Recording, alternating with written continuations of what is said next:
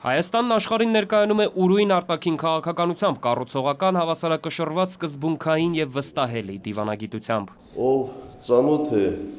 դիվանագիտության մեր ձեռագրին, գիտի, որ Հայաստանն առաջնորդվում է ոչ թե ընդդեմ, այլ հանուն սկզբունքով։ Հայաստանը ձգտում է իր ներդրումն ունենալ անվտանգության եւ կայունության ամրապնդման, միջազգային հարաբերություններում դրական օրակարգի ձևավորման, փոխշահավետ համագործակցության խթանման, տարբեր երկրների ու մշակույթների միջև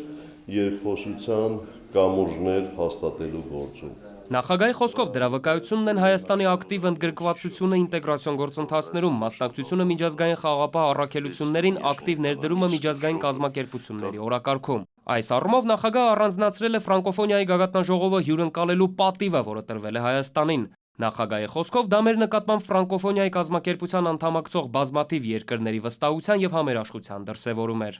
Հայաստանի դիրքորոշումներն ու տեսակետը ընկալելի եւ ըմբռնելի են միջազգային հանրության կողմից, շնորհիվ մեր հետևողական եւ սկզբունքային արտաքին քաղաքականության, շնորհիվ ձեր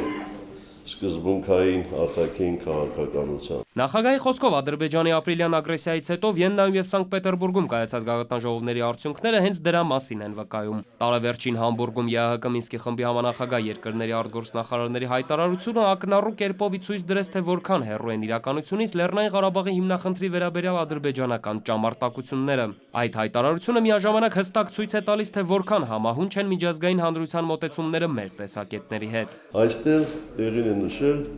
որ պարբերաբար փորձագետների, քաղաքական գործիչների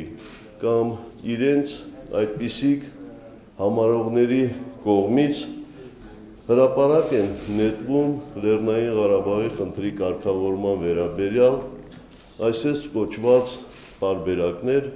բայց իրականության մեջ դրանք տարբերակներ չեն, այլ վարկածներ։ Ես շատ հստակ հայտարարում եմ, որ մինչև հիմա որևէ մեկը հրապարակավ չի կարողացել ճշգրտորեն ներկայացնել այն տարբերակը, որի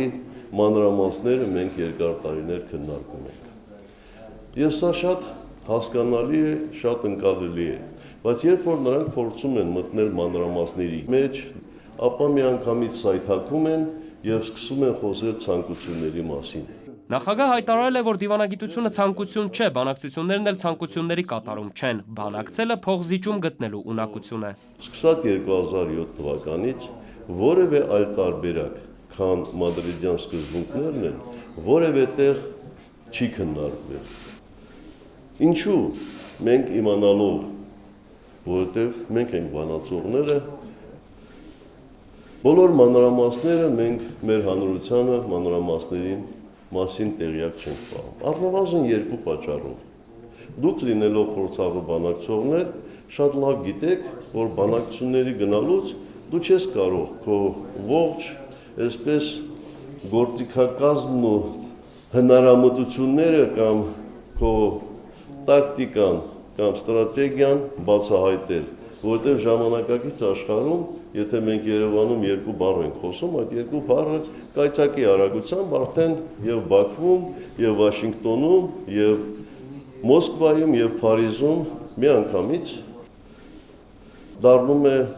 հանրային սեփականություն։ Բացի այդ, նախագահի խոսքով բանակցությունների ժամանակ գործում է սկզբունքը, ըստ որի ոչինչ համաձայնեցված չէ, եթե համաձայնեցված չէ ամեն ինչ։ Հետևաբար, եթե ամեն անգամ բանակցություններից վերադառնալուց հայտարարվի, թե ինչպիսի ձևակերպումներ կան, ապա երկու շաբաթ հետո, երբ ինչ-որ բան փոփոխվի, դիվանագետները ստիպված կլինեն բացատրել, թե ինչու է փոխվել տվյալ ձևակերպումը։ Բայց դա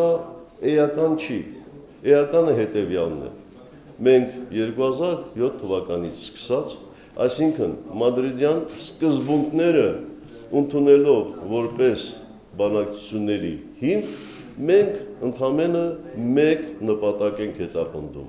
Լեռնային Ղարաբաղի վերջնական կարգավիճակի որոշումը Լեռնային Ղարաբաղի բնակչության կողմից։ Եվ այս սկզբունքից մենք չենք հրաժարվելու։ Նախագահը նշել է, որ հայկական դիվանագիտությունը միջազգային հանրությանը ներկայացրեց Արցախի դեմ Ադրբեջանի ապրիլյան ագրեսիան, միջազգային պարտավորությունների եւ մարդասիրական իրավունքի կոպտագույն խախտումները։ Հայաստանի ղեկավարությունը ԵԱՀԿ Մինսկի խմբի համանախագահ երկրների հետ շարունակում է աշխատել խաղաղության հաստատման ուղղությամբ։ Նախագահը շնորհավորել է Հայաստանում հավատարմագրված դեսպաններին եւ մյուս դիվանագետներին, խնդրելով բարեմաղթանքներ փոխանցել իրենց երկրների ժողովուրդներին։ Դավիթ Սարգսյան, Ժամանակ լրատվական։ Լավագույնս ներկայացնում են Հայաստանի